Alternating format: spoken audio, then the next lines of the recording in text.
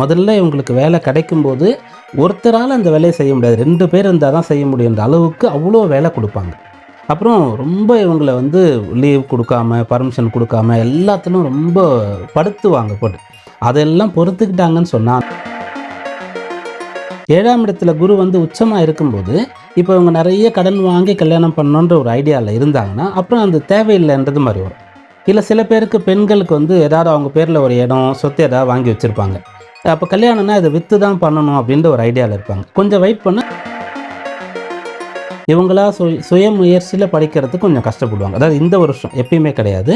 ஏன்னா 3ஆம் பாவத்தில் சனி இருக்கும்போது நிறைய முயற்சி பண்ணாதான் அந்த விஷயம் வந்து இவங்களுக்கு கைகூடும் படிப்பு சம்பந்தமாக. ஏன்னா அந்த சனி வந்து 2ஆம் இடத்திற்கும் அதிபதியாக இருப்பார், ராசிக்கும் அதிபதியாக இருப்பார். அப்போ இவங்க படிக்கணும் அப்படின்னு சொல்லும்போது மகர ராசியில் கணவன் இருந்தால் மனைவி என்ன நினைக்கிறாங்களோ அதுதான், மனைவி இருந்தால் கணவன் என்ன முடிவு பண்ணுறாரோ அதுதான் நடக்கும். அதாவது இவங்க வீட்டில் இவங்களுடைய வாழ்க்கை துணை அவங்க தான் நாமினேட் பண்ணுவாங்க. வேலைக்கு போயிட்டால் இவங்களுடைய பாஸ் என்ன சொல்கிறாங்களோ கேட்டு தான் ஆகணும். அது இல்லைன்னு சொல்லி வந்தால்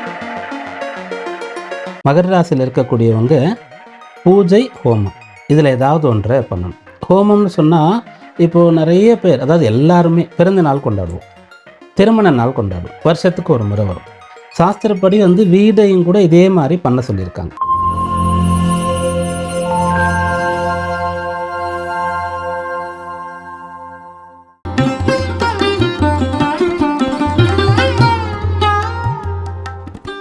காஸ்மோவியூ நேயர்கள் அனைவருக்கும் வணக்கம். இன்றைய நிகழ்ச்சியில உதாரண ஜோதிடர் பீமராஜா அவர்கள் நம்ம கூட இணைந்திருக்காரு. இன்றைய நிகழ்ச்சியில 2026 புத்தாண்டு சிறப்பு பலன்களை அவரிடம் கேட்டு தெரிஞ்சுக்கலாம். சார் வணக்கம். வணக்கம். எப்படி இருக்கீங்க சார்? நல்லா இருக்காங்க சார். இன்றைய நிகழ்ச்சியில வந்து மகர ராசிக்காரர்களுக்கு இந்த புத்தாண்டு என்ன மாதிரியான பலாபலன்களை கொடுக்க போகுது அப்படின்றத பார்க்கலாம். முதல்ல வந்து தொழில் சார்ந்த விஷயங்கள். இப்ப நிறைய பேருக்கு வந்து நான் தொடர்ந்து வந்து வேலைக்கு முயற்சி பண்ணிட்டே இருக்கேன், எனக்கு வேலையே கிடைக்க மாட்டேங்குது, இல்ல அரசாங்க உத்தியோகத்துக்கு ட்ரை பண்றேன், எக்ஸாம்ஸ் எழுதுறேன், தொடர்ந்து முயற்சி பண்றேன், எனக்கு தடைகள் ஏற்பட்டுக்கிட்டே இருக்கு, ப்ரமோஷனுக்கு ட்ரை பண்றேன், அதே பிரச்சனை தான் எங்களுக்கு தொடர்ந்துட்டே இருக்கு. ஸோ இந்த மாதிரி தொடர்ந்து தடைகள் இருக்கு வேலை சார்ந்த விஷயங்கள். அப்படி இருக்கும்போது இந்த வருடம் அவங்களுக்கு இந்த தடைகள் எல்லாம் பூர்த்தி ஆகிறதுக்கு வாய்ப்புகள் இருக்கா சார்?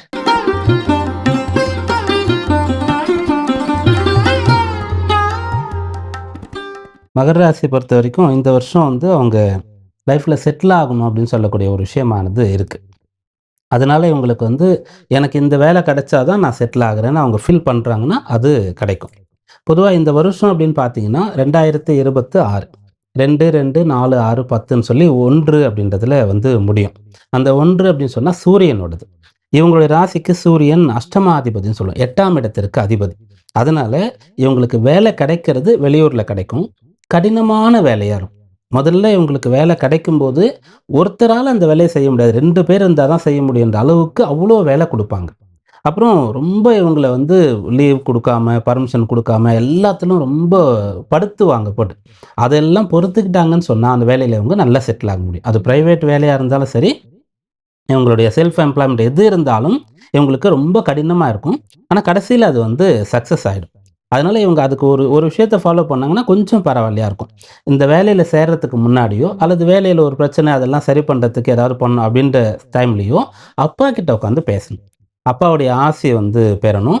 அவர்கிட்ட உட்காந்து பேசி இது மாதிரி இருக்குப்பா என்ன பண்ணலாம் அப்படின்னு கேட்டு போனாங்கன்னா, ஏன்னா சூரியன் தான் அப்பா, இவங்களுக்கு அஷ்டமாதிபதி சூரியன் தான். அப்போது அந்த இடத்துல சூரியன் போல் ஒருத்தர் நல்ல அதிகாரமாக உட்காந்து இவரை படுத்திட்டு இருந்தாருன்னா, இங்கே அப்பாவுடைய ஒரு ஆசீர்வாதம் இருந்ததுன்னா அதை வந்து இவரால் சரி பண்ண முடியும். ஓகே. ஸோ மகர ராசியை பொறுத்த வரைக்கும் இந்த வருடம் திருமணத்திற்காக காத்திருக்கிறவங்களுக்கு திருமணம் நடக்க வாய்ப்புகள் இருக்கா சார்? கட்டாயம் இருக்குது, ஆனால் கொஞ்சம் வெயிட் பண்ணணும்.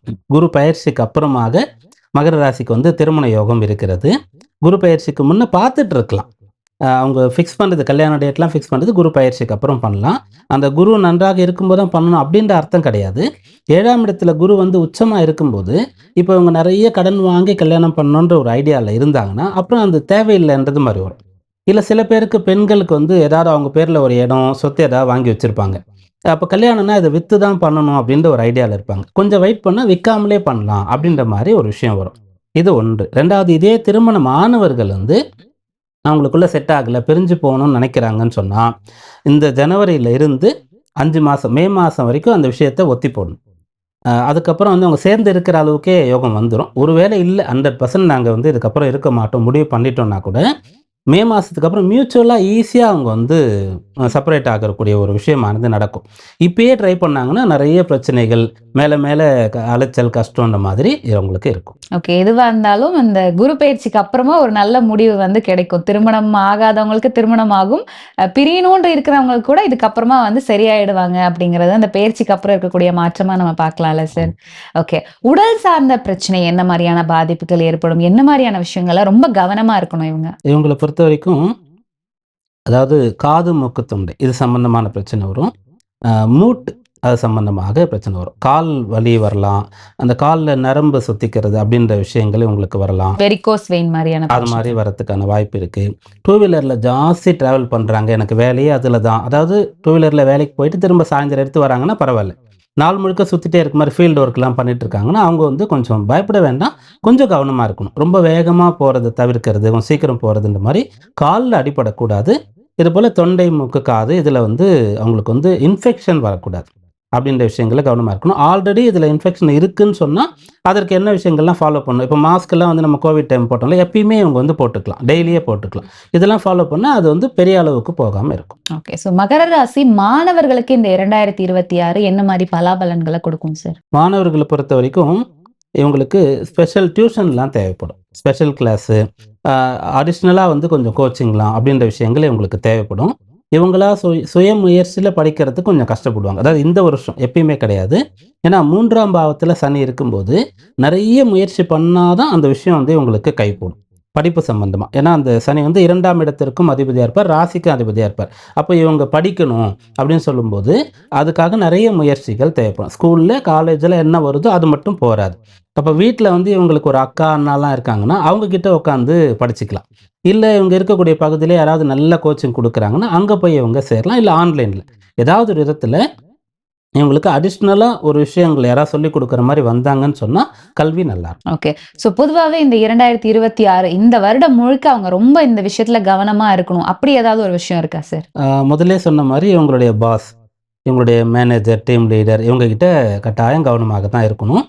அவங்க தப்பு பண்ணுறாங்க, இவங்க மேலே தப்பே இல்லைன்ற நிலை இருந்தால் கூட இவங்களால் அதை ப்ரூவ் பண்ண முடியாது. இல்லைன்னா அவங்களுக்கு எகென்ஸ்டாக வந்து எதையுமே இவங்களால் பண்ண முடியாது. அவங்க கை தான் ஓங்கி இருக்க போகுது. அதனால கவனமாக இருக்கணும். கணவன் மனைவிலையும் அதே மாதிரி தான்.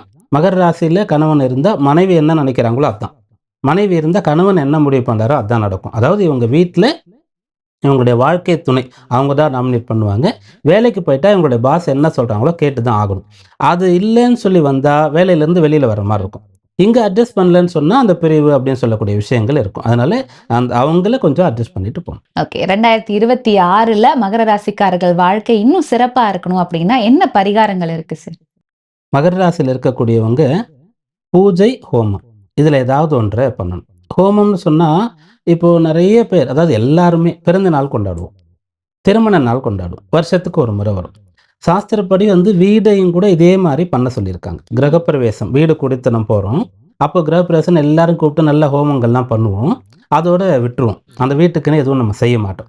ஏதோ பிரச்சனை கஷ்டம்னா யாரோ ஒருத்தர் சொல்லுவாங்க, இது போல் பண்ணுங்க, திருஷ்டி இருக்குது உங்களுக்கு, இல்லை தடைகள் இருக்குது, இந்த மாதிரி ஹோமம் பண்ணுங்க, அப்போ தான் பண்ணுவோம். அப்படி கிடையாது. கோவில் எப்படி 12 ஆண்டுகளுக்கு ஒரு முறை கும்பாபிஷேகம் பண்ணுறாங்களோ அந்த கோவிலில் 12 வருஷம் அந்த சக்தியை வந்து தக்க வச்சுக்க முடியும். அதுக்கான செட்டப் அங்கே இருக்குது. ரெண்டாவது அங்கே வந்து நெகட்டிவான விஷயங்கள் நடக்கிறதுக்கு வாய்ப்பே கிடையாது. கரெக்டாக இந்த நேரத்தில் நட சாத்தப்படும், திறக்கப்படும், இவ்வளோ பூஜை எல்லாம் பண்ணணும். ஒரு கிரகணம் இல்லை கோவில் பக்கத்தில் ஏதாவது இறப்பு விஷயங்கள்லாம் நடந்தால் கூட புண்ணியாக வாதனம், சுத்தி அதெல்லாம் பண்ணிவிடுவாங்க. வீடு அப்படி கிடையாது. வீட்டில் வந்து கணவன் மனைவி தாம்பத்தியம் இருக்குது, அசைவ உணவு செய்கிறவங்கள செஞ்சு நம்ம சாப்பிடுவோம். அதுபோல் வர்றவங்களும் சுத்தமாக இருப்பாங்க. நிறைய விஷயங்கள் சண்டை சச்சரவுலாம் இருக்கும். அப்போது நம்ம பண்ணக்கூடிய அந்த பூஜையினுடைய பலன் ஓராண்டுக்கு தான் ஒரு வீட்டில் இருக்கும். அப்போது நம்ம கிரகப்பிரவேசம் இப்போ சித்திரை மாதம் பண்ணுறோம் அப்படின்னா அந்த சித்திரை மாதம் அதே நாள் தான்ட்டு கூட அவசியம் இல்லை. அந்த மாதத்தில் ஏதாவது ஒரு நாள் ரொம்ப சிம்பிளாக கூட பண்ணிக்கலாம். கிரகப்பிரவேசம் பண்ண அளவுக்கு விமர்சையெல்லாம் பண்ண வேண்டாம், எல்லாரையும் கூப்பிட்டுலாம் கூட வேண்டாம். அந்த வீட்டில் யார் இருக்காங்களோ அவங்க இருந்து சிம்பிளாக ஒரு கணபதி ஹோமம் பண்ணலாம். அது வந்து இந்த ஆண்டு இவங்களுக்கு ரொம்ப நல்லது. ஏன்னா மகர ராசிக்கு 8ல் கேது இருப்பார். அப்போ ஏதாவது ஒரு நெகட்டிவ் ஃபோர்ஸ் வந்து இவங்களை அட்டாக் பண்ணிகிட்டே இருக்கும். அது மனசில் இருக்கும். சில பேர் வந்து தூங்க முடியாமல் கஷ்டப்படுவாங்க. அதுக்கெல்லாம் இது நல்ல தீர்வாக இருக்கும். ஓகே. ஸோ மகர ராசிக்காரர்களுக்கு இந்த புத்தாண்டு என்ன மாதிரியான பலாபலன்கள் இருக்குது, என்ன மாதிரியான விஷயத்தில் ரொம்ப கவனமாக இருக்கணும், என்ன மாதிரியான நல்ல விஷயங்கள் அவங்க வாழ்க்கையில் நடக்க போகுது அப்படின்றத பற்றி ரொம்ப தெளிவான விளக்கம் கொடுத்தீங்க. நன்றி சார். நன்றி.